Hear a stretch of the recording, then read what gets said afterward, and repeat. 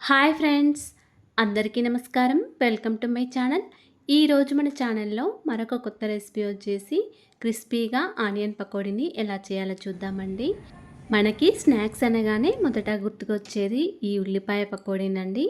చాలా సింపుల్ ప్రాసెస్లో చేసుకోవచ్చు. ఈవినింగ్ టీ తాగే టైంలో ఇలా ఈ ఆనియన్ పకోడీ చేసుకొని తిని టీ తాగితే చాలా బాగా అనిపిస్తుందండి. మీరు కూడా ఇలా ఒకసారి ట్రై చేసి చూడండి. అలాగే ఫ్రెండ్స్, మా ఛానల్ని ఇంతవరకు సబ్స్క్రైబ్ చేసుకోకపోతే సబ్స్క్రైబ్ చేసుకోండి అండ్ లైక్ చేయండి, షేర్ చేయండి. ప్లీజ్ మా ఛానల్ని సపోర్ట్ చేయండి. క్రిస్పీగా ఉండే ఈ ఆనియన్ పకోడీని ఇప్పుడు మంచి రుచికరంగా ఎలా చేయాలో చూద్దామండి. ఆనియన్ పకోడీ చేయడానికి ఇక్కడ నేనైతే ఒక 3 లేదా 4 వరకు మీడియం సైజ్ ఆనియన్స్ తీసుకొని ఈ విధంగా కట్ చేసుకొని పెట్టుకున్నానండి. ఈ పకోడీకి ఆనియన్స్ని ఈ విధంగా సన్నగా పొడుగ్గా కట్ చేసుకోవాలండి. మరీ సన్నగా కాకుండా ఈ విధంగా కట్ చేసుకొని పెట్టుకోవాలండి. ఆనియన్స్ని ఈ విధంగా కట్ చేసిన తర్వాత చేతితో కొద్దిగా ఇలా నలుపుకోండి. అప్పుడు ఆనియన్స్ పొరలు పొరలుగా విడిపోతాయండి.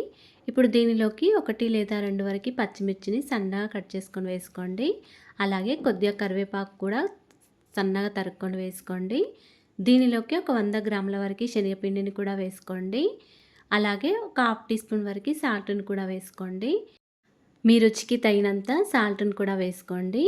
ఇప్పుడు దీనిలోకి మనం చేసే పకోడీ క్రిస్పీగా రావడానికి కొంచెం వంట సోడా వేసుకోండి. 1 టీ స్పూన్ వరకు కారం కూడా వేసుకోండి. మనం పచ్చిమిర్చి సన్నగా తరుక్కొని వేసుకున్నాం కాబట్టి కారం కొంచెం తక్కువైనా వేసుకోవచ్చు. ఇలా పచ్చిమిర్చి సన్నగా తరుక్కొని వేసుకుంటే ఆనియన్ పకోడీ చాలా బాగుంటుందండి తినేటప్పుడు. అలాగే 1 టీ స్పూన్ వరకు ధనియాల పొడి కూడా వేసుకోండి.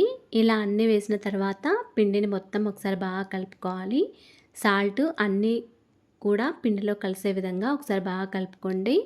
తర్వాత దీనిలోకి కొన్ని వాటర్ ఇలా చల్లుకుంటూ పిండిని మొత్తం కలుపుకోవాలండి. కొన్ని వాటర్ జల్లుకుంటూ పిండిని మొత్తం కలుపుకోవాలండి. ఒకేసారి వాటర్ జల్లుకుంటూ పిండిని కలుపుకోవద్దు. పిండి మరీ లూజ్ అయిపోతే ఆనియన్ పకోడీ అనేది కరెక్ట్గా రాదు. ఇప్పుడు దీనిలోకి కొన్ని వాటర్ జల్లుకుంటూ ఇలా పిండిని మొత్తం ఈ విధంగా కలుపుకోవాలండి. పిండి అనేది మరీ గట్టిగా కూడా ఉండకూడదండి, అలాగని మరీ లూజ్గా కూడా ఉండకూడదు. ఈ విధంగా కొన్ని వాటర్ జల్లుకుంటూ పిండిని మొత్తం ఈ విధంగా కలుపుకోవాలి. ఇలా పిండి కన్సిస్టెన్సీ అనేది ఈ విధంగా ఉండాలండి. ఇలా పిండిని కలుపుకున్న తర్వాత దీనిని ఒక 5 మినిట్స్ వరకు పక్కకు పెట్టుకోవాలండి. ఇలా ముద్దలాగానే ఉండాలండి పిండి అనేది, ఎక్కువ వాటర్ చల్లుకోకండి. ఇప్పుడు దీన్ని మూత పెట్టుకొని ఒక 5 మినిట్స్ వరకు పక్కకు పెట్టుకోండి.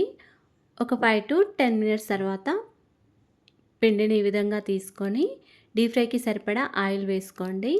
ఆయిల్ వేడయ్యాక దీనిలో పిండిని కొంచెం తీసుకొని ఈ విధంగా చేతితో వేసుకోండి. మీకు ఈ ఆనియన్ పకోడీ క్రిస్పీగా రావాలనుకుంటే విడివిడిగా వేసుకోండి. కొంచెం మెత్తగా ఉండాలనుకుంటే ముద్దలాగా వేసుకోండి, బజ్జీలాగా.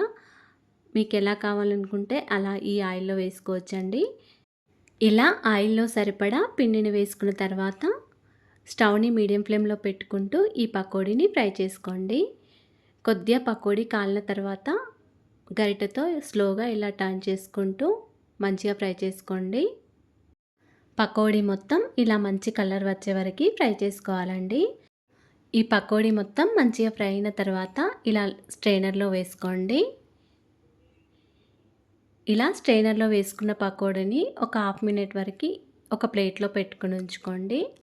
మనం కాల్చిన పకోడీలో ఏమైనా ఆయిల్ ఉంటే స్ట్రైనర్ ద్వారా కిందికి ప్లేట్లోకి వెళ్ళిపోతుందండి. ఇప్పుడు అదే విధంగా పిండిని మొత్తం ఈ విధంగానే పకోడీలాగా చేసుకోవాలి.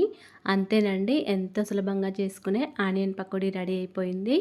మీరు కూడా ఇలా ఒకసారి ట్రై చేసి చూడండి. ఈ ఈవినింగ్ టైంలో అయితే ఈ పకోడీ మంచి స్నాక్స్గా పనికొస్తుందండి. అలాగే ఫ్రెండ్స్, మా ఛానల్ని ఇంతవరకు సబ్స్క్రైబ్ చేసుకోకపోతే సబ్స్క్రైబ్ చేసుకోండి. వీడియో కనుక నచ్చినట్లయితే ఒక లైక్ చేయండి అండ్ షేర్ చేయండి. Thanks for watching.